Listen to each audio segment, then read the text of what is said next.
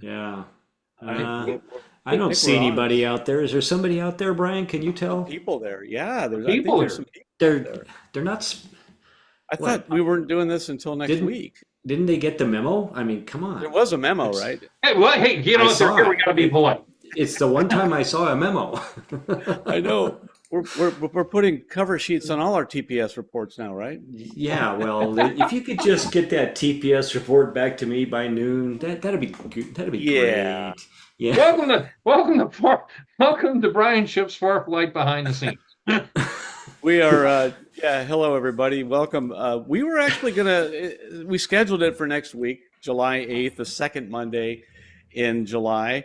But we saw a lot of people asking, hey, what time does it start? Where do we get? So, you know what? We thought we'd all just hop on here and say hello, give you a bonus appearance and say, hey, let's talk about Oshkosh or something. But the webinar is actually scheduled for next week, But don't leave. one We'll week. talk. We'll talk.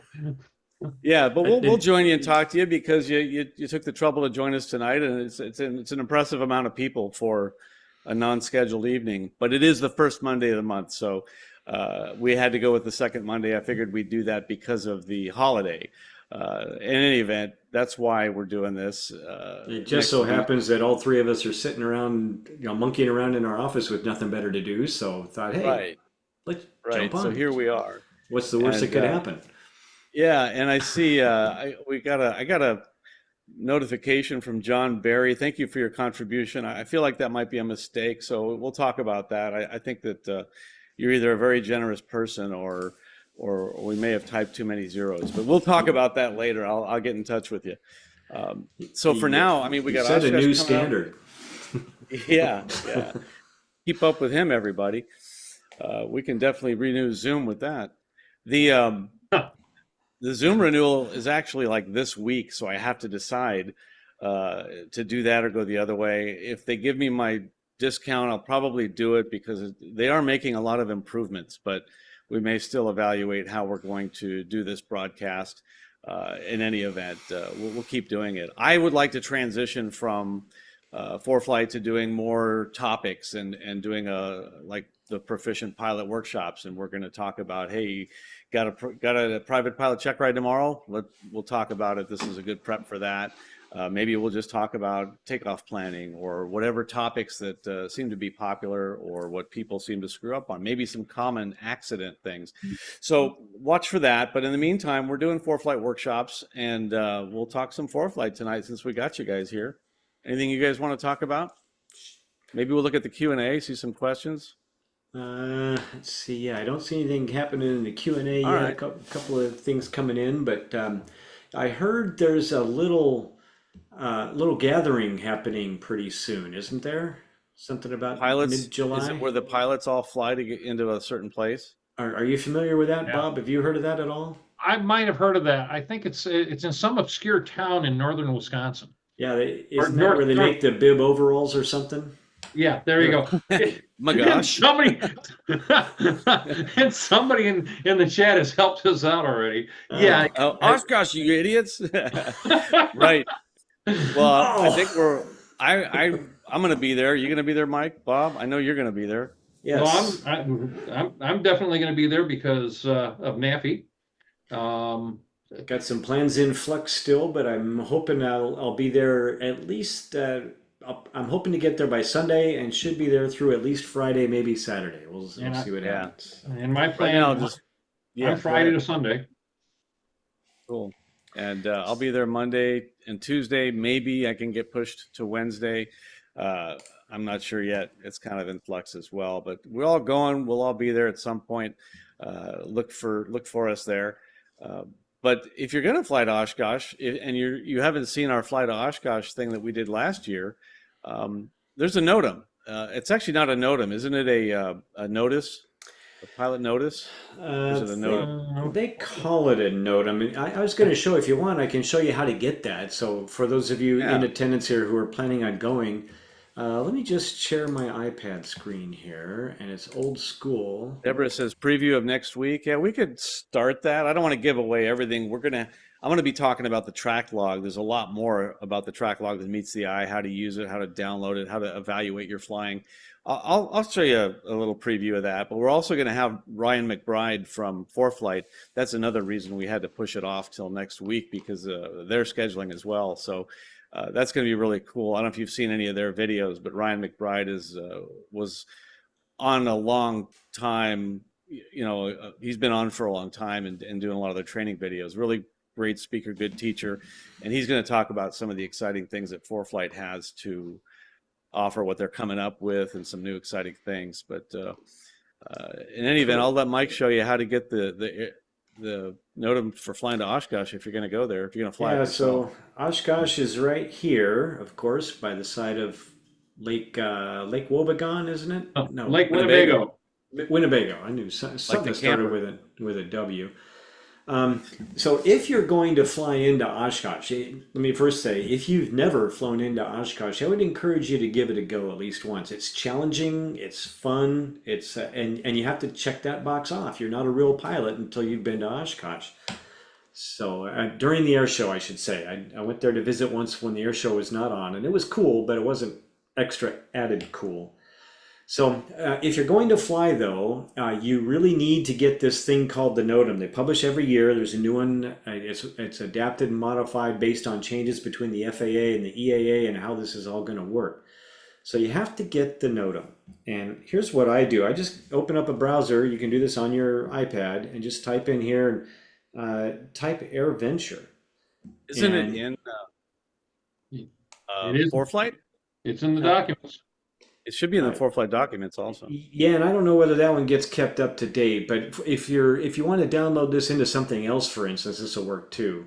So you come into flying, just hover over this flying in menu, and you see the NOTAM, and then it's got the flight procedures in here, and you can download a digital copy. Super easy. So once you get this digital copy, you can look at it in the browser here. Or you can click this send to button over here. And maybe you can help me out here with this, Brian.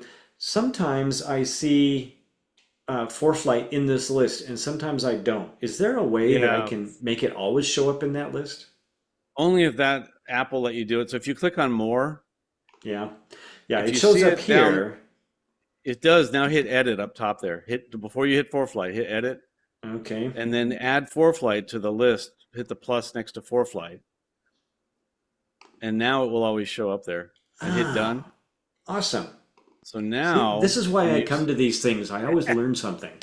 Yeah, I do too. It takes a village, man. It takes a village. And presto, look at that. So it is in the. I looked in ForeFlight in the. So did I. Notice it is in there, but like Mike said, I don't know if they keep it up to date. This is did they change it? No, it is the 2024 notice. It's there. It's in there.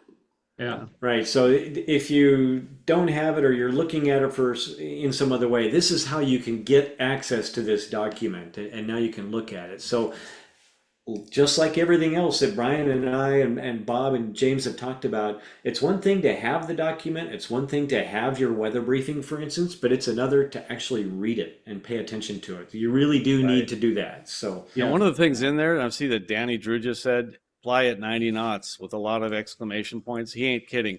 It is vitally important that you fly the speed, everybody be on the same speed. That's what makes this work when everybody's lined up in a very tight line of airplanes. You're either at 90 knots or you're at the prescribed, and I forget what the prescribed altitude is for if you cannot fly at 90, but it's 135 knots up at 1,800 feet, I think, and 1,500 feet or 1,300 feet for 90 knots. But I saw some controllers do a webinar last week about flying into Oshkosh, and they said do your best to be 90 knots at the lower altitude, because if you do the higher altitude at 135, it really messes things up, and you might have to hold, and they might have trouble blending you. You eventually do have to blend in with that traffic. About 15 years ago, I was going into the show, and I had to do a go around because a 310 was coming up behind me. And I was on short final to runway 9 at the show, and 310 was coming up, and the pink shirt, the controller on the runway, said, "Blue and white Cessna, go around now. Yeah, This isn't going to work." Yeah, it's almost formation flying in that we all have to agree that we're going to do the same thing. And Yeah. if you're not comfortable doing what everybody else is doing, then maybe you shouldn't be flying in here. You go to Fond du Lac or you go to Appleton or something else. So So, or come super early, come a couple days early even, so that you don't have so much traffic. yeah, But you do Yeah. need to read all this stuff. There's and yeah, my, definitely read it. I think it's a requirement that you have that on board It yes, it when you're is. absolutely flying. is. And Paper if you copy. don't, then bad things will happen. The controllers will do their best to try to get you in there. Jack says he's going for the first time this year. I mean, we got Awesome. an Oshkosh neophyte. Any advice on how to enjoy the week? You won't need any advice. You're going to have a blast. It's You just you're going to yeah. be hanging out Well, with Here I do have a one 600,000 of piece. your favorite people. But get the app, get the EAA app. I Yeah. think that's a good way to organize your time. yeah, A couple Find things. tips I will say is number one, just accept it right now. You cannot see everything at the show. Don't Right. even try. It's going to be too much. Uh, and right next to that is be sure to include a little downtime just for you to sit in a chair somewhere, sit in the shade under a tree somewhere, and just sit and enjoy. if It's Yeah. yeah, you if you're can camping, some words of advice for your camping. One, uh, sometimes it gets to bring a windbreaker with you. Wisconsin nights can get chilly, even though this is the middle of July. Two, Especially when you're wet. yeah, yeah, bring mosquito repellent. The mosquitoes in this part of Wisconsin are big enough they get tail numbers. Okay, and at night they'll eat you alive if you're camping. Shower clogs or shower sandals, because you're sharing the shower buildings with hundreds of your best friends. yeah. Um, I would recommend extra socks. Okay, really comfortable walking shoes, a hat and sunscreen. The sun goes up high. This is northern Wisconsin in the summer. I get sunburn on my ears if I'm not careful. Um, and look at the app, as Brian said, look at the app.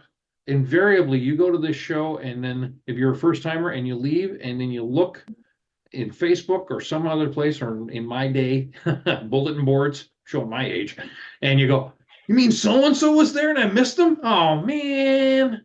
So look over the schedule carefully and pick and choose what you want to see and allow the downtime, as Mike said. But it's worth it. Bring some, and just, Good advice. yeah, Really and good just, advice. yeah, and again, as far as flying in, this is Bob Mater talking, not Brian or Mike. This is Bob Mater. If you're coming from the east, please don't fly over Lake Michigan. That's what Gary, Indiana's for. If you're in a Yeah. pistol single, go around. I grew up in Waukegan, Illinois, which is just to the south here. Or, I learned to fly in Waukegan, Illinois, which is just to the south. I grew up in Wilmette, and I'm telling you right now, Lake Michigan, even in the summer, is cold. They get hypothermia cases in July out there. If you're in the water because of a dead engine, you're in deep trouble. Pardon the pun. Go around the lake if you're in a single, please. Everybody flies over the lake. You see lots of people flying over the lake. Please don't. That's Right. one. Two, when you're coming into the show, be aware that you're flying with hundreds of your best friends that you've never met, and you're flying formation, as Mike said. So keep your head on a swivel, and it's sterile cockpit from, oh, I don't know, probably Janesville to the north if you're coming in from the south, probably Madison. And stop somewhere relatively close and be fat on your fuel within weight and balance. One year I wound up circling a farm for an hour because somebody had a gear up at the airport and shut everything down. Mike, you're I, muted. yeah, Don't I plan on tend coming to. in your last leg being 3 hours long, just Yeah, arriving at Oshkosh. You want to stop somewhere short, fuel up, stretch your legs a little bit.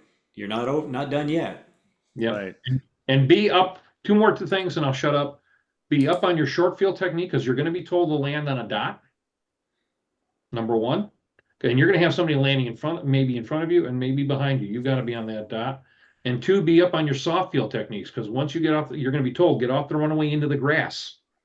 You don't go to a taxiway. Exit to the left, exit to the right. You're in the grass. You may be taxiing for a mile, depending on which runway, on turf.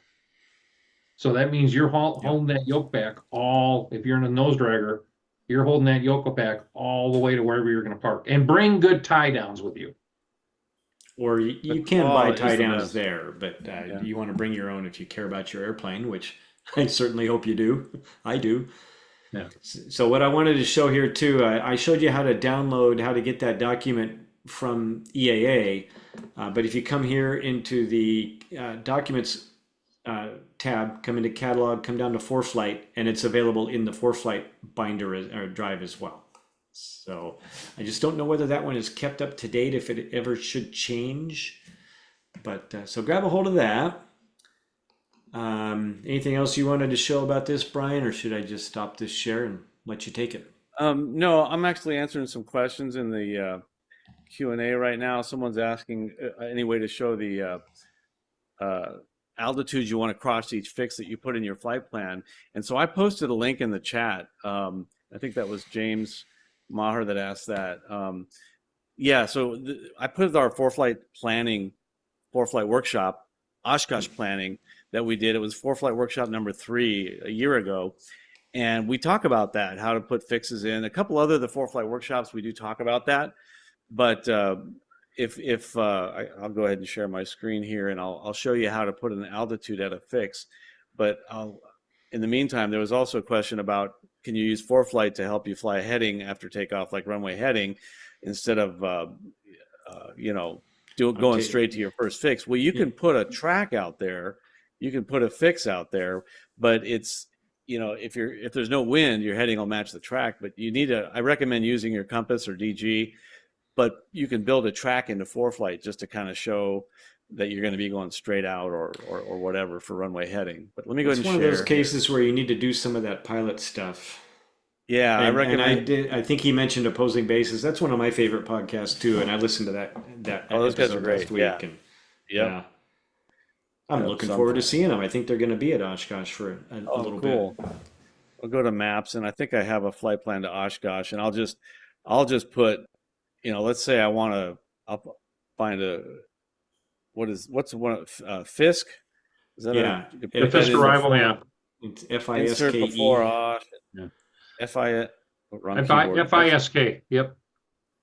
FISK. Yep. That's it. That's it. I think it's got an E on it. No, you're right. It does have an E. Yeah, it's got to have 5 letters. You're right. I'm wrong. I'll replace that, and I'll put an E at the end. By the way, there you go. While you're typing that, yeah. I'll put go ahead, Bob. Yeah, Dan Barron's asked, and I'm just going to answer it here.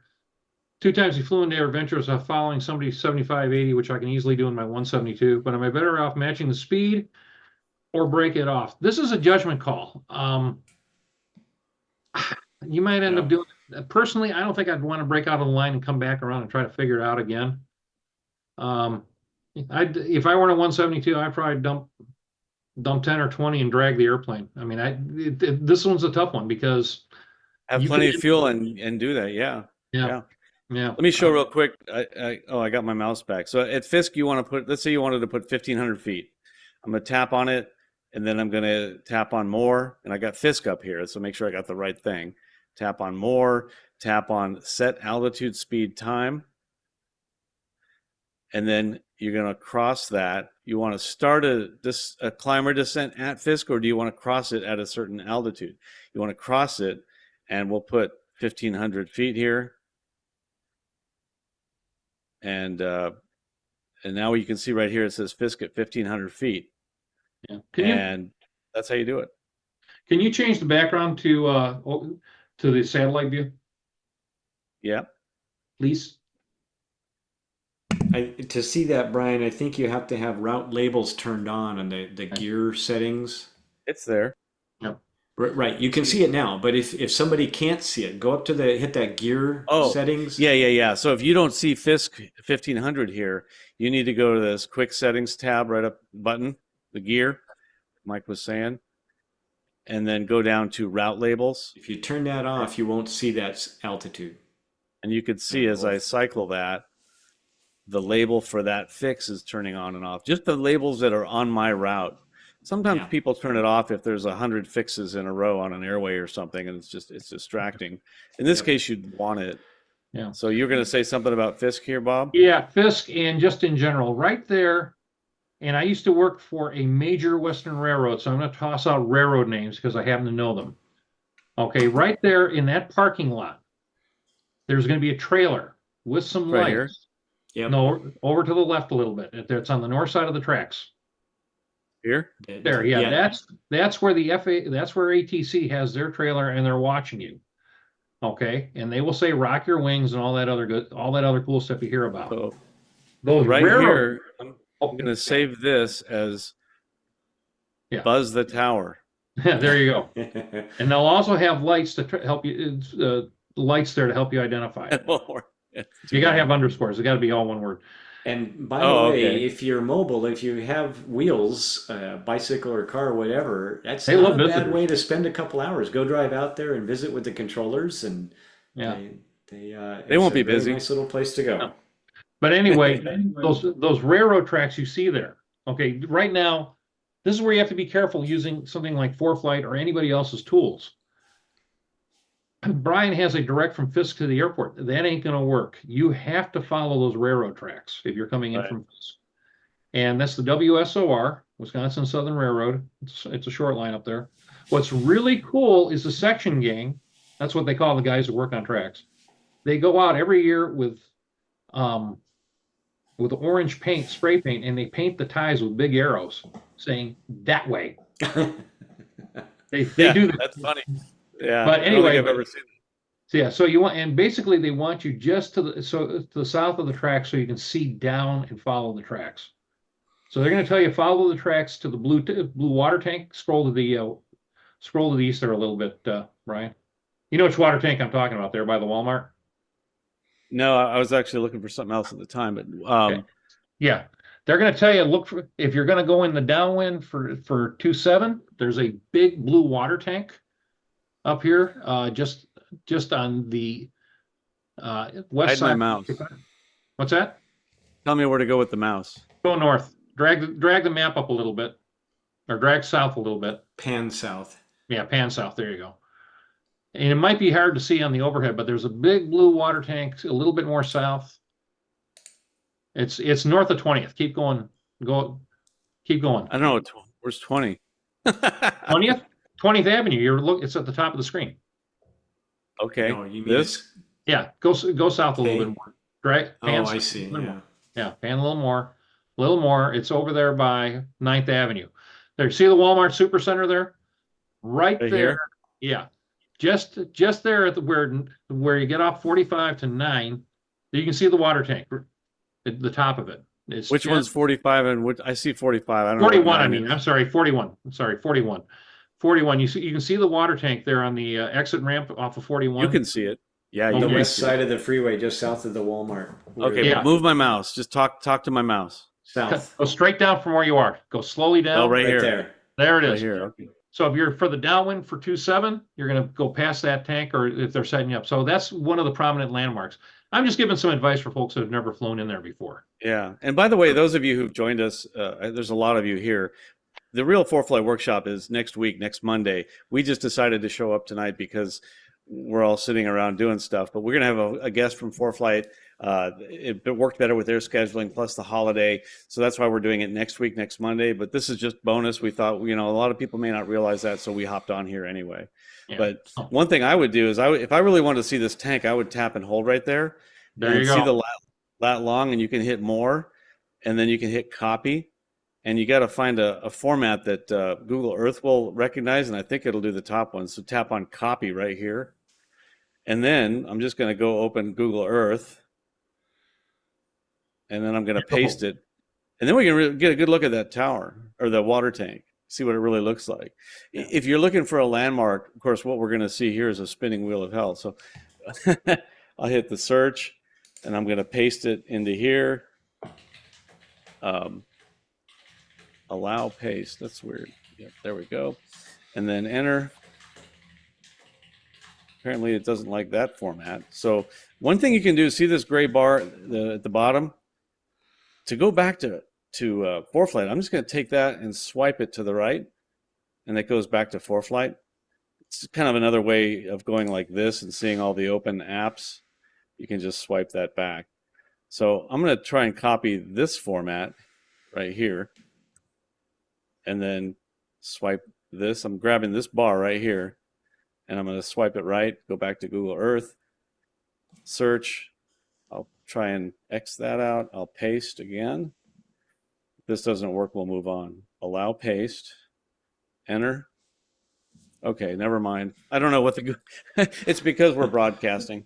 Anyway, but anyway, just get familiar with the area. And if some people said there's some, you're going to be expected to fly really, really well. And but it is a lot of fun to fly in there. Make sure you read that note thoroughly. And yeah, next week we'll be, right, we'll be talking about the track log, but I don't want to give all that away, but the track logs in ForeFlight are right here. You can see all your flights and you can take a look at a track log from a flight and you can see parts of it or all of it. But we're going to talk about that next week. I apologize. We'll also have Ryan McBride from ForeFlight on, and they'll be giving away a Pro Plus subscription, $240 gift card, basically. Hopefully we can get them to do more of that. But in any event, that's why we're just kind of informal tonight, because we're just here having fun. Any other questions that you see on here we want to answer? Yeah, I got one I'm ready to answer if I can take over the screen.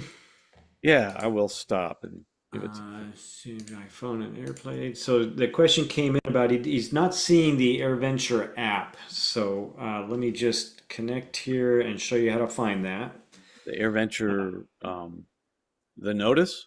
Not the notice, but the app for the scheduling. All that stuff. So if you, wherever you have your app store, you want to open that App Store app.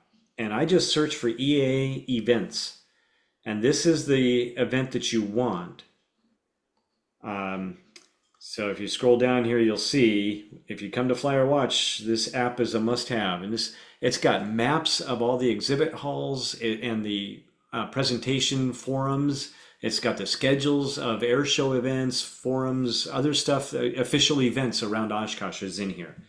So I have it already. What's really cool is you can customize it to see, okay, I want to see this talk on engine failure after takeoff by Brian Schiff, because I'm never going to miss that.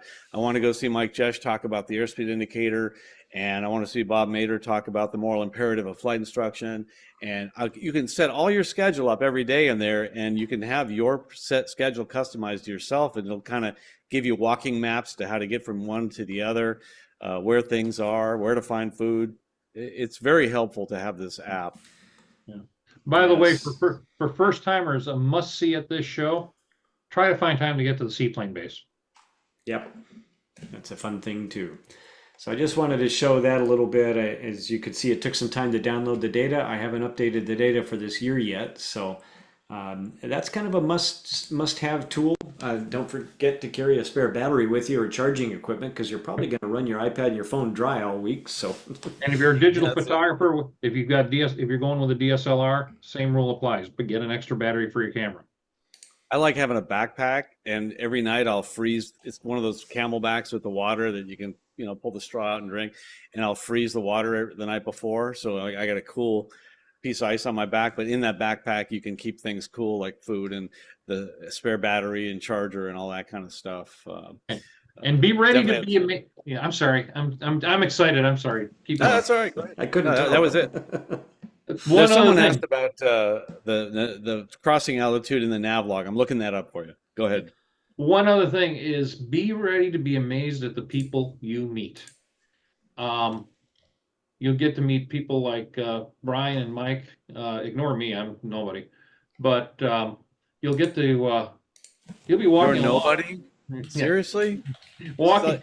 As you're walking along, all of a sudden you'll look up and say, "Oh my God, it's John and Martha."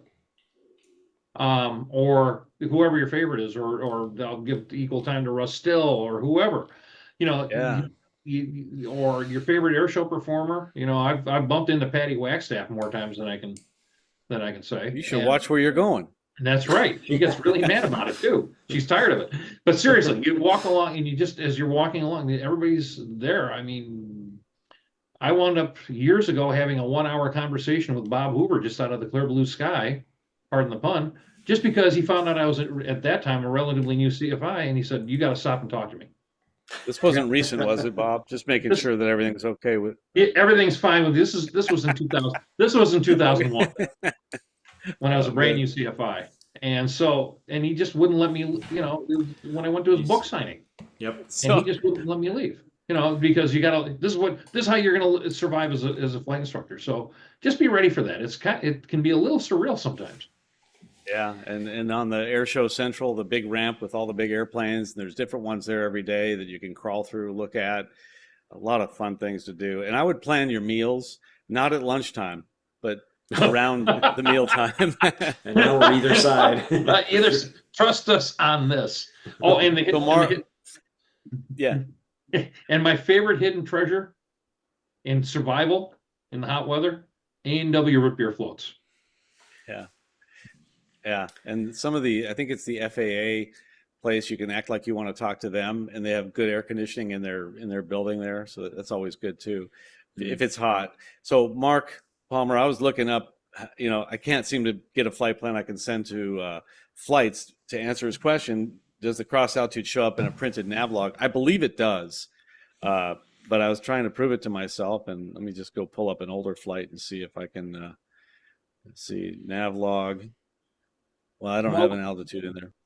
Mike, while Brian's doing that, Asa Graff came up with a good question. What are some of the ways you like to use the extra features of ForeFlight? Comments, FBO sections, fuel planning, 3D view, airport views, custom content, or map layers to augment your flight planning? One of the things I really like to do is to email the FBO I'm going to, so they expect me and know that they'll have parking for me. And if I have an event, like I'm impressing my wife or a date, never both at the same time, but a wife. And good advice. hey, this is a special event. If you got red carpet, could you roll it out for us? Because they'll have carpet they put down for jets, and you can issue special requests like that, and they will try to accommodate, especially if you say you'll take care of them. Yeah. But giving your fuel order, getting a parking spot, getting a hangar, whatever. I like to use the feature in the airports tab.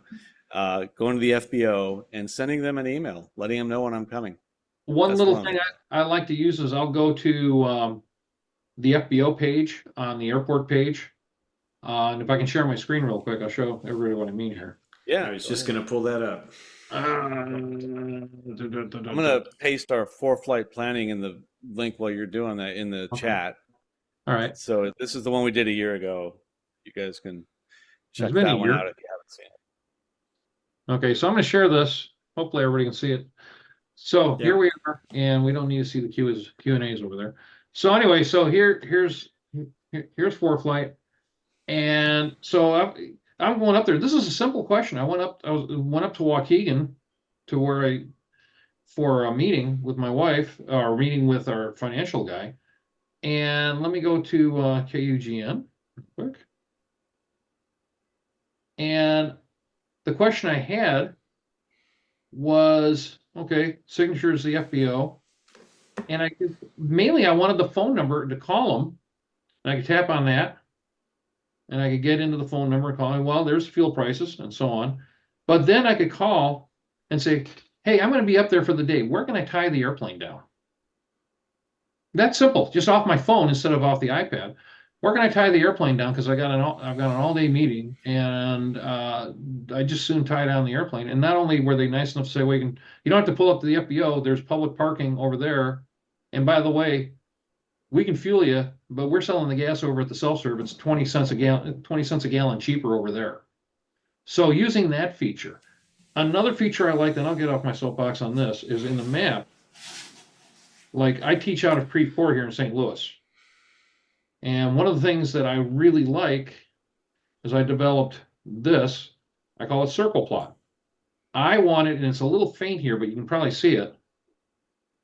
This is a 50 nautical mile ring all the way around Pre-4. Now I know where I can go past 51 miles to send my students for their cross countries. For that type of thing. Yep, I think we showed that in a show a long time ago, actually. Yep. Yeah, we have a circle generator. Now and again. You can create your own 50-mile circle generator on. I think we have a link to it on our ForeFlightWorkshops.com that you can generate any size circle you want, make a KML out of it, send it to ForeFlight. That's in one of our workshops as well. And then you could toggle that on and off. But yeah, that's the way Bob did it is also good, or the 2-finger method and try and get a 50-mile. You can plot, a radial and a distance on there as well, just to get an idea. And the other thing yeah. And the other thing is, for taking people around a quick, what's called the Arch Tour in the St. Louis area.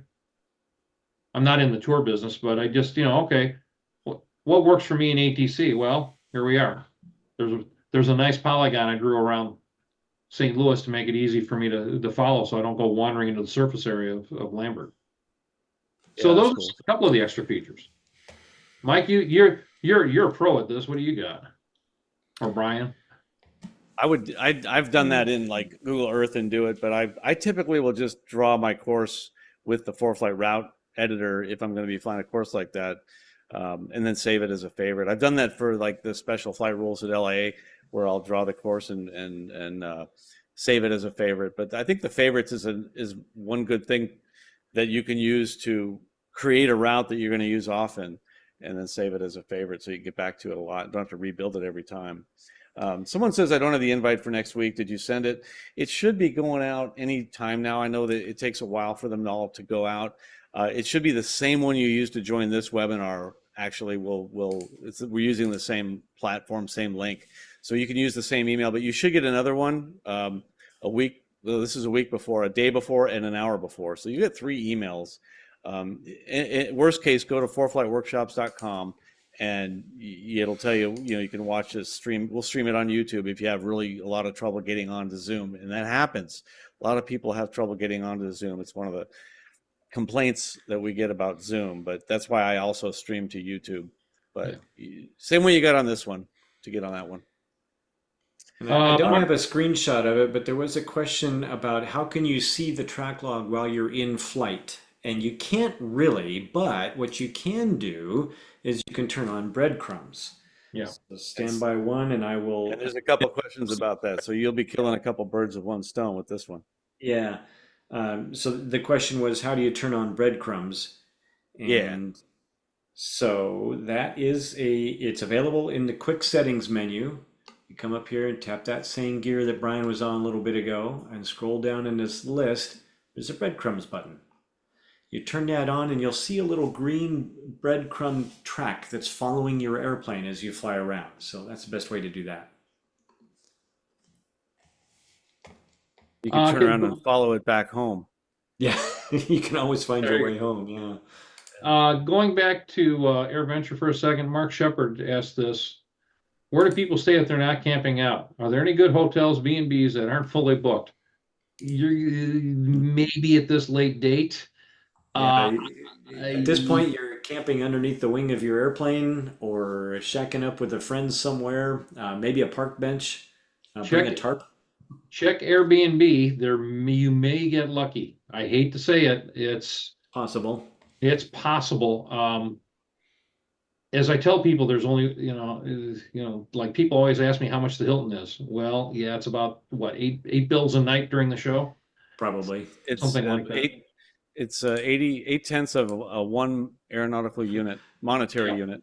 0.1 AUs. I can tell you the Comfort Inn across from the airport is booked. It's gone. Yeah. The Hilton on the airport was gone like 2-3 years ago. But the further you go, it depends how much you want to drive. There are some deals. I will say this: expand your radius in Airbnb, and if you're willing to drive a bit, you can still find places. I've done that. I've camped. I've hoteled. I've camped under the wing of an airplane. I've camped in an RV on Camp Scholler. I've done the dorms, and I've done a hotel, rented a house. By far, my favorite way is to get an RV. Just go to like RV Share or what's the other one? The Cruise America. They have if you fly into O'Hare, you can get a Cruise America Class C motorhome there, relatively cheap, and drive it up to Oshkosh. And it's first come, first served. Camp in Camp Scholler. You're right there on the grounds the whole time. Yeah. That's my favorite way to enjoy Oshkosh. Student pilot with a Probably a dumb question. No, no, there are no dumb questions. The ones that are dumb are the ones you don't ask. Now, I'll bet I Do could you ask you have? one. Yeah. You have to be a member subscriber to use FBO services when you do a cross country. I'm guessing you mean a ForeFlight member or a subscriber of the FBO. If that's what you're talking about, any pilot flying into an airport can ask the FBO for favors. You can call them ahead of time. ForeFlight is handy because it'll send an email directly to them or a fax, but you can notify them that way. As far as using ForeFlight to do it, I think you have to have a subscriber, at least the basic subscription of ForeFlight to use that feature. A couple of questions about transferring paper logbooks to ForeFlight. I've never done that. You guys have any thoughts? I think we're planning on doing a future program on ForeFlight or on logbooks. We are, and we'll have some I- good suggestions on that. Yeah. But the best answer I've seen, I've not transferred all of my old logbooks into ForeFlight myself either. But what I've heard is you could do an annual summary and just look at, okay, so I flew a 172 for 120 hours this year and 50 of it was cross country and whatever, and make one entry for that one model of aircraft for that year. This gets a little tricky now if you want to keep track of your retractable times separately or high performance or instrument, whatever. You can't combine. So if you flew single engine and multi engine in a year, that has to really be two separate entries. There's no good way to do that. So that's some of the ways that I've heard about doing that. There are companies you can pay to do it also. What I do is I'll put one line entry for all previous categories, and then I'll update that as I go. It could be a daunting task if you have a lot of logbooks to update. But somebody asked, how do you save a route as a favorite? So I'm going to show that real quick. There's a couple things about that it's easier if you see it. Share that. Let's go over here.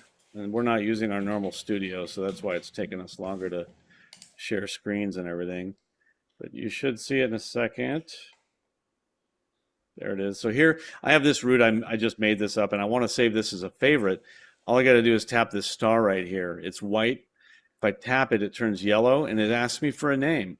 It defaults to the two airports, and let's just say I want to call this my favorite route to Osh. My And then AirVenture tap on- adventure. What's that? Yeah. My Then AirVenture tap adventure. save. So it's saved now. When you see a yellow star, the star is yellow. That means it's saved in favorites. Okay, so let me just clear the route. How do I go retrieve it? That sometimes can be tricky. So it's this button right here. It's favorites. They've combined two buttons, favorites and recents. The star is favorites. The clock is recents. So I tap on that. Make sure you want recents or favorites. We want favorites. But the thing is, the last one you saved goes all the way to the bottom of the list, and here it is. So typically what I'll do, and I've saved a route here of airports I want to go to. You can see it here. Those of you in Texas are going to recognize some of those. So I want to move this to the top of my list. So I'm going to tap on Edit, come down here and grab this grab bar, the three bars right there, and just bring it on up. My track log doesn't go high enough. And I just bring it all the way to the top. I kind of wish that ForeFlight would default to putting these at the top, but the most recent goes at the bottom. Then I'll hit done. So now anytime I hit favorites, there it is. My favorite route to Oshkosh. I tap it. There it is. And you can So save now, several versions. at the moment, it's still that star is colored gold, indicating this is your favorite. So if you tap in that edit box, just tap after Oshkosh in there and type Milwaukee in there, KMKE. And as soon as you tap enter, now that star is no longer gold. That's telling you this isn't your favorite route anymore. It's been modified from your favorite. And on that note, the recents is a good undo button. Like you say, okay, I accidentally deleted Fisk at 1500. I want that back. Do you have to go build it again? No, you can just go to the favorites recents button, tap on recents, and you can see the last one here with Fisk on it, and it puts it back for you. So it's kind of like my favorite undo button. Anything else while I've got my screen up? Reminder for the Zoom link, tonight's ForeFlight discussion. So I'm surprised you guys didn't plan to have the show tonight. Yeah, the reminder should be in 1 week. It should say, but the reminder, the text reminder might be in your calendar. So I know that if you've set and put the ForeFlight in your calendar, it might make reminders on the first Monday of every month. I'm not sure if that's what happened or not. I apologize for the inconvenience, and that's why we're hanging out here, just giving you a little bonus because of what we did to the schedule. But we will be here next Monday. The emails that you get are the official source. Yep, I just got my reminder in for next week. It just came in a couple moments ago. Yep. Yeah, I just got mine, and it.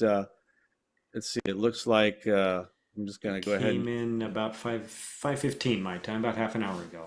Screen one. The email we're talking about is this one. Am I sharing it? Yep. Okay. Yeah, I can't see the green bar around it. So this is it. We put a lot of gobbledygook. You can see what we're giving away. But at the bottom is this join webinar. So you're going to get that. You should have got it tonight. You'll get it again 1 day prior, so next Sunday night, and then 1 hour before on Monday, an hour before the show. But you'll see it says date and time, July 8th. So it looks like we're doing it right. We'll begin in 1 week.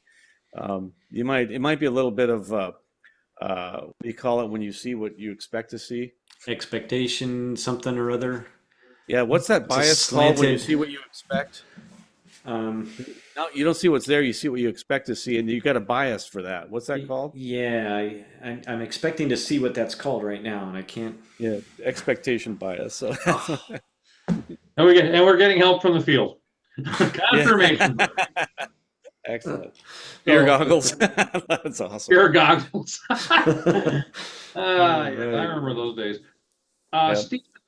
Stephen Von Wald asked a question. This is about approach charts in Pro Plus. Show the step down when you add them to the route. And then he says when you tap the map, and it shows the step down altitudes, but when you tap the map and change a plate on the map, the old altitudes remain. Isn't that a little dangerous or a flaw? Yeah, maybe, but my own thought on that is you really should go into the flight plan and edit the flight plan to change the approach, not just tap on the map. The way to do that is, let me remove that route. So this is a flight I flew a couple of days ago in my airplane. You can add the procedure. We're going to add an approach into Fullerton. We happen to pick the RNAV approach. I picked the Pomona transition. I'm a category B aircraft in my 182 because I fly it a little bit faster. I can even put in the visibility I want and add that to route. So now when I look at my route here, I've got the altitudes over each fix. Right. And the MDA here is 900 feet is shown in pink. So that's how you can add those. You do have to turn on that, You do have to turn on that route labels button that we talked about so that you can see the altitudes in here. Right. Now, if I look at the profile view, let me zoom in on that. So you see the waypoints there, but it doesn't have the altitudes depicted here. And this looks like it's just a straight, probably 3-degree line or maybe 500 foot a minute descent based on my performance that I have programmed in. So it's not going to show me the altitudes in that profile view. I still need to look at the numbers here. And if you look underneath, you can see it's got the chart. I happen to have the Jeppesen chart depicted right now, which I would prefer to have the other chart depicted. This one, I can't. I can only look at the Jeppesen ones, huh? That's okay for now. So, but you get the idea. Now, if I select a different approach, I'm going to take a whole different approach, and I'm going to do the localizer DME instead with the WISP transition and localizer minimums. I don't want circling minimums. So you come in, and now this time it has changed my minimums here to 560. The other approach has 900. Right, So, but what his point is, I think what he's talking about is if you tapped on the gear and picked another plate, these old numbers stay. Not that gear. I'm sorry, the plate gear. this. Scroll up there, and you change plates there. Okay. Oh, well, yeah, I'm just going to change to a different plate, but I haven't modified the route that's selected up here. So, Yeah. yeah, it's still going to show me the altitudes that apply to the route that I've added, the Right. procedure that I've added to my route. So my response is, and I think yours is too, from what you're saying, change the route. Yeah, exactly. Yeah, make sure that you're flying the thing that matches what you're going to be plugging into your navigator right here and Right. flying the airplane. So Yeah, that's but certainly definitely don't garbage navigate in, by it. garbage out. It's great reference, but please use your device, your built-in IFR approved device. This is a great backup. It's a good emergency to fly by, but and a good backup to make sure everything's working. Rick asks, has Garmin officially ceased to support the GNS 430? Mike, do you know? Um, I would not expect to see any more software updates. There is a limited amount of hardware repair that they can still do based on how many units people are turning back in that are serviceable units. But obviously they're not making them anymore, and eventually all the parts that they're just the parts even are not available in many cases. And so if you happen to need a part that they happens to be working in a unit that they took in as an operating functional return, then they Just can find repair another that. one on But eBay. Just get a whole new unit on eBay. yeah, Yeah, but that's what you have to do. sometime fairly soon, in years counted on probably not more than a handful of fingers, literally, they're not going to be supported anymore. So Yeah, I've got a right. 530W in my airplane. Those of you who saw me do the 430, 530 series, and we're already talking about putting in a GTN in our airplane. Yeah, I'm looking.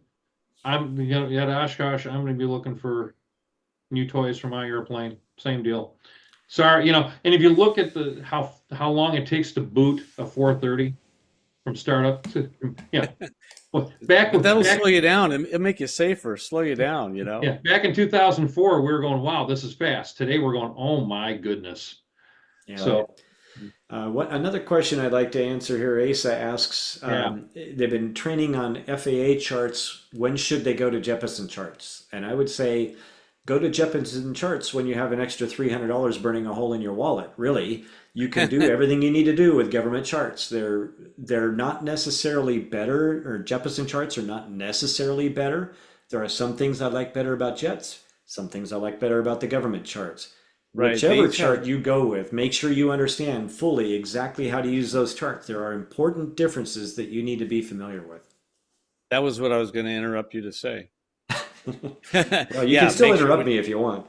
it's like with the whichever aviation app you choose, make sure you choose one and know it well, and that's And why you guys are here, I guess. So that's very and cool. But yeah, whichever plates you use, stick with them and know them as best you can. Become an expert on the ones that you choose to use. So this probably Dave is the asked, best reason to go if you're considering going to Jeppesen charts, the only reasonable answer I could think of, or reason, would be if you're going to start flying professionally and your new employer is going to be providing the charts. You'll want to yeah. come in with some background on how to use them. And virtually every professional aviation organization I'm aware of uses jet charts. All the airlines I've flown for yeah. use them. So our military pilots that come to the airlines and they become my co-pilot are always asking me Jeppesen questions Yeah, because they don't use them. exactly. they're flying the DoD flips and NOAA charts. Right. Right, Yeah. right, Yeah. exactly. So, Dave, yes, I'm related to Barry. Barry's my son. I'm kidding. I know it's easy to get confused. Yeah. Barry's my dad. I'm his ghostwriter, so don't believe that he wrote all that stuff. I write it for him, and he just takes all the credit. He just So when signs you- it off. And So when you're reading AOPA magazine and you see the test question section from reader Brian Schiff, you know where the question came from. Right. Yeah. Yeah. So, and that's my dad. He's a hard act to follow, as you say. You've enjoyed his stuff for a long time, and congratulations on owning the Cherokee 180. That's very cool too, or an Archer, whichever it is. So But anyway, Mike- yeah, that's my dad. So going back to the knowing your product question, Mike Rowe asked, he's been using FlyQ for lots of years. He's thinking about moving to ForeFlight is a transition overwhelming or hard? And I don't know. That was the first time we flew together. Hmm. So what was that, Bob? Sorry. Mike, yeah, I love that picture, by the way. Michael Rowe, he's been using FlyQ for a lot of years, and now he's thinking about transitioning to ForeFlight. Is the transition overwhelming? Anybody know? I don't know FlyQ. I've never used it, so I can't say. I don't know that I'd say overwhelming. Anytime you change a tool, I mean, think about when you learned how to fly in a Piper and then you go starting to fly a Cessna. It's just different. It does all the same things. It's just different. Yeah. And some of it's intuitive. Some of it's intuitive. Others things you're going to look for, be frustrated. Show the picture again. Remove too quickly. Yeah. Okay. Yeah. I'll show it. Where is it? I went somewhere else. Here we go. Here's the picture again. And this was a few years and pounds ago. But this is me and Dad. The first time we flew together, we went to Brussels and then Berlin. He was the captain on a 1011, and I was the flight engineer. And that was the first time he'd ever had one of his crew members steal the food off of his tray. There was I got another picture in the cockpit there. So yeah, that was fun. That was a good time flying with your old. That's why I went to TWA. I got no regrets. I got to fly with my old man. My son's learning now, and hopefully I'll get to fly with him one day. That's a pretty cool thing. Yeah. So let's see. You no longer have to move a route to the top. I guess he's talking a route to the top. I'm not sure the favorites. He's talking about rearranging your favorites list. You no longer have to move it to the top. Well, I did. For some reason it showed up at the bottom. If there's a way to make it show up at the top automatically, let me know. I would love that. That's Mike T. If you could post it in the chat or another question, let us know how to do that.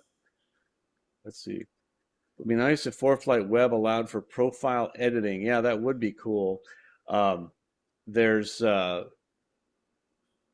things that I'm going to show you on the track logs that you can do online, that you can do more online than you can on your iPad. But yeah, it would be nice if you could allow edit the profile on the web version. I know they're improving it constantly. Maybe that's to come one day. Go join next week when Ryan's on, and we'll ask him. He's going to be the ForeFlight bigwig. We can pepper them with all our questions. Mike's going to show us something. Last year, so someone wrote that my dad made the transition to FlyQ last year. Started showing. Oh yeah. CFII needed him on it for his IFR training. Didn't take him long. So yeah, it's not hard to transition to these things. I mean, reading a sectional is the hardest part, and they all have sectionals. So and Dale Maxwell asked the infamous Android question. That's a next week question, I think. It is, but I will tell you this. I spoke with Ryan McBride last week, and he said on the 1st of February. I thought he said it was the 31st of February. Yeah, it's sometime in February they're going to be going to Android. Yeah, he says that we're not doing it. We're not thinking about it. We're not trying. No way, no how, not going to happen. So that was a hot rumor a couple of months ago, and it sounds like he put the. It was. Yep. Yeah, we put that to bed. So that's. Yeah, he put a stake in the heart of that one. And he also gave us. Did you save that document? He said a little update essay that he'd written on why not. Oh yes, I can share that. Let me. You guys talk, and I'll go get that and put it in the chat. Yeah. While he's getting that, Mike? How about this? How to add altitude and airspeed to ForeFlight, for instance, 1,800 feet at 90 knots? Is there a way of adding airspeed to that? There should be. It's just another slant, isn't it? You see, let me just put another. Let me doctor mine up here a little bit. Make it something to do. By the way, all 400 of you that are hanging with us, listening to us, be very ad hoc. You're more than generous. Thank you. Yeah, you guys either got it wrong, didn't read the memo. You're like us. You don't read your emails. But thanks for being here. Let's see. Yeah, and I got here's what he says. Soon, I'm bringing it to all you have to do, Mike T. All you have to do is enter an airport at either end of the route on the filter line, and it brings up all the routes with that airport. So it makes the search easy. Yeah, you can. That's on the flights question.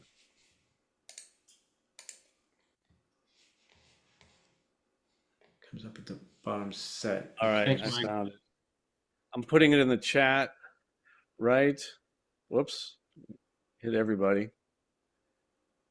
Now, there's why the iOS advantage with ForeFlight. This is why they're not going to use Android. You can read that, the link that I just posted in the chat. So that question, oops, I put the wrong speed in there, but That's you can, pretty fast. You can take a fix and you can put not just a crossing altitude, you can also put a speed that you want to start flying at that fix. So I don't want to go 1200 knots Right. there. I want to go 120 knots there. So now when you put it You're in not there, bringing an SR-71 with you? 90 knots, and if it's a 172 straight and level with clean, it's 2100 RPM. that's well, I don't remember that much. So why is it in the wrong place though? It's Nowhere to my- put the airplane to get what you want out of it. Anybody who's done an instrument rating with me has heard me say that about 1,000 times. Yeah. Yeah. What power setting do I use to do this? Whatever it takes to do that. There's that too. Yeah. But I like having a target for a couple of the Yeah. Get ballpark. everyday anyway. things, like 90 knots on an approach, 90 knots straight and level. Those are good things to know. Yeah. All right. Well, boys and girls, I got to run. Got another commitment I got to do. So thanks for Me playing. too. Me too. I'm gonna go And do dinner, but we hopped see you on. next week. Yeah, we will see you next week. I'm gonna leave the webinar open just a little bit with our public service announcement about the week later on the screen here. So let me see if I can find the share screen with everything I've got open here. Seriously, I can't. Yeah, It's I like need the a chat different is covered. haystack. I got so many things in mine. I know. So here's screen one. I'm going to share that. We're going to leave that up. Thank you guys for joining us tonight, even though it's just a bonus extra section. No, you're not going to get Wings credit for tonight because this was just a little bit too informal and we didn't get a spans for tonight. So we will The see you Android, guys next week. Yeah. by the way, for Jeff Runner, no, it's in the chat. Go to the chat on the Android response. Look for the thing about the blog. It's Yeah, there. there's a link to the essay that Ryan wrote. Yeah, I'll post it in there again so it's at the bottom here right now. There it is. I'm going to go eat dinner. Good night, everyone. I'm going to leave this up for anybody else who joins late. See y'all. Thanks, you guys, for All right. see ya. Bye.